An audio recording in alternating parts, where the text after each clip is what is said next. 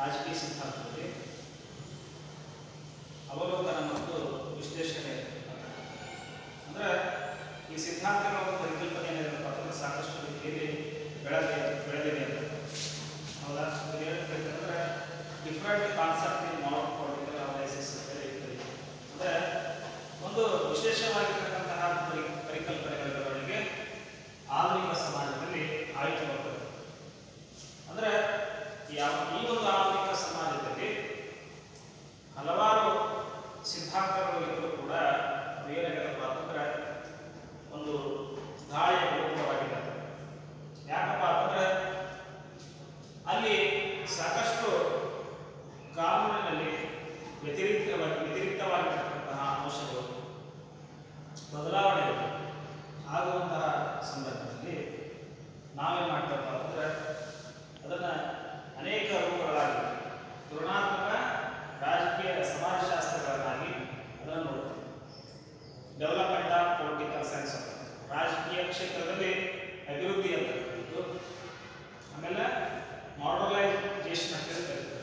ಅಂದ್ರೆ ರಾಜಕೀಯದಲ್ಲಿ ಆಧುನೀಕರಣ ಯಾವ ರೀತಿಯಾಗಿ ಆಯಿತು, ಆಧುನಿಕತೆ ರಾಜಕೀಯದಲ್ಲಿ ಆಧುನಿಕತೆ ಅಂತದ್ದು ಯಾವ ರೀತಿಯಾಗಿ ಉಂಟಾಯಿತು. ಅಂದ್ರೆ ಒಂದೊಂದು ಕಾಲಘಟ್ಟದಲ್ಲಿ ಕೆಲವೊಂದಿಷ್ಟು ಸನ್ನಿವೇಶಗಳು ಏನಾಗ್ತವೆ, ಅವು ಒಂದೊಂದು ರಾಜಕೀಯ ಸಾಮಾಜಿಕ ಕ್ಷೇತ್ರದಲ್ಲಿ ಅವಲಂಬಿತ.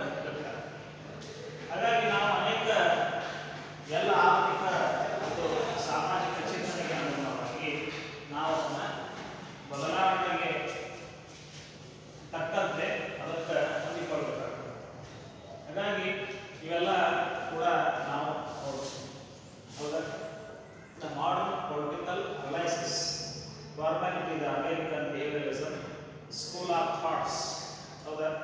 ಇವೆಲ್ಲವೂ ಕೂಡ ಒಂದೊಂದು ಏನು ಮಾಡ್ತಪ್ಪ ಅಂದರೆ ಆಧುನಿಕ ಸಮಾಜಕ್ಕೆ ತಕ್ಕಂತೆ ನಮ್ಮದು ವಿಶೇಷವಾಗಿರ್ತಕ್ಕಂತಹ ಒಂದೊಂದು ತತ್ವ ಸಿದ್ಧಾಂತಗಳನ್ನು ತಿಳಿಸ್ತವೆ. ಹಾಗಾಗಿ ನಾವೇನು ಮಾಡಬೇಕಪ್ಪ ಅಂತಂದರೆ ಆಧುನಿಕ ಒಂದು ಶೈಲಿಯ ಜೀವನವನ್ನು ವ್ಯಕ್ತಪಡಿಸೋದು ಕೂಡ ನಾವು ಹಿಂದಿನ ಕಾಲದ ಕೆಲವೊಂದಿಷ್ಟು ತತ್ವ ಸಿದ್ಧಾಂತಗಳನ್ನು ಮೌಲ್ಯಗಳನ್ನು ಮರಿಬಾರದು. ಹಾಗಾಗಿನೇ ಇದರಲ್ಲಿ ವಿಶ್ಲೇಷಣೆ ಯಾವ ರೀತಿಯಾಗಿ ಬದಲಾವಣೆ ಆಯಿತು, ಯಾವ ರೀತಿಯಾಗಿ ಅದನ್ನು ನಮ್ಗೆ ವಿಶ್ಲೇಷಣೆಯ ರೂಪದಲ್ಲಿ ವ್ಯಕ್ತ ಆಗ್ತದೆ. ಹೌದಾ? ಅದಕ್ಕೆ ನಾವು ಅದರಲ್ಲಿ ವಿಶ್ಲೇಷಣೆಯನ್ನು ಮಾಡಿಕೊಂಡು ಏನು ಮಾಡಬೇಕಪ್ಪ ಅಂತಂದ್ರೆ ನಾವು ರಾಜಕೀಯ ಕ್ಷೇತ್ರದಲ್ಲಿ ಉನ್ನತಿಯನ್ನು ಸಾಧಿಸಬೇಕು. ನಮ್ಮ ರಾಷ್ಟ್ರದಲ್ಲಿ ಆಗಿರ್ಬೋದು ಅಥವಾ ರಾಜ್ಯದಲ್ಲಿ ಆಗಿರ್ಬೋದು. ಹೌದಾ? ಬದಲಾವಣೆ ಆಗಬೇಕು, ಇದು ಅಭಿವೃದ್ಧಿಯನ್ನು ಸಾಧಿಸಬೇಕು ಮತ್ತು ಭಾರತಕ್ಕೆ ಅಡೆತಡೆಯಾಗಿರ್ತಕ್ಕಂಥ ಸಮಸ್ಯೆಗಳು ಯಾವ ರೀತಿಯಾಗಿ ಅಲ್ಲವ, ಅವು ಯಾವುವು ಅಂತಕ್ಕಂಥದ್ದು ನಾವು ಗುರುತಿಸ್ಬೇಕು. ಉದಾಹರಣೆ ಹೇಳ್ಬೇಕಪ್ಪ ಅಂತಂದ್ರೆ ಈ ಬಡತನ, ನಿರುದ್ಯೋಗ, ಜನಸಂಖ್ಯೆಯ ಒಂದು ಹೆಚ್ಚಳ, ಹೌದಾ, ಅಸಮಾನತೆ, ಧರ್ಮದ ಮತಾಂಧತೆ, ಜಾತೀಯತೆ, ಕೋಮುವಾದ, ಭ್ರಷ್ಟಾಚಾರ, ಭಯೋತ್ಪಾದನೆ, ಇವೆಲ್ಲ ನಮಗೆ ಒಂದು ರಾಷ್ಟ್ರಕ್ಕೆ ದೊಡ್ಡ ಅಡೆತಡೆಗಳಾಗಿವೆ. ಹಾಗಾಗಿ ಆ ಅಡೆತಡೆಗಳನ್ನು ಹೋಗಲಾಡಿಸಬೇಕಾದ್ರೆ ನಾವು ಯಾವ ರೀತಿಯಾಗಿರ್ತಕ್ಕಂತಹ ಒಂದು ಕಾನೂನನ್ನು ತರಬೇಕು ಅಂತಕ್ಕಂಥದ್ದು ಕೂಡ ಪ್ರಮುಖವಾಗಿ ನಾವು ನೋಡ್ತೀವಿ. ಅದಕ್ಕೆ ಕಾನೂನಿನಲ್ಲಿ ಬದಲಾವಣೆ ಅಂತಕ್ಕಂಥದ್ದು ಆಗಬೇಕು. ಕೆಲವೊಂದಿಷ್ಟು ಕಟ್ಟಳೆ ಕಾನೂನುಗಳು ಬರಬೇಕು. ಅವು ಬಂದಾಗ ಮಾತ್ರ ನಮ್ಗೆ ಸಮಾಜ ಅಂತಕ್ಕಂಥದ್ದು ಬದಲಾವಣೆ ಆಗ್ತದೆ.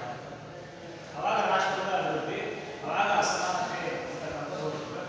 ಅವಾಗ ಭಾರತ ದೇಶ ಸ್ವತಂತ್ರ ಮುಕ್ತ ರಾಷ್ಟ್ರ ಅಂತ ಹೇಳಿ ನಾಗರಿಕತೆ ಸಮಾಜ ಅಂತ ಹೇಳಿ ಕರೆಸ್ಕೊಂಡು ಇಟ್ ಈಸ್ ಎ ಸಿವಿಲೈಸೇಷನ್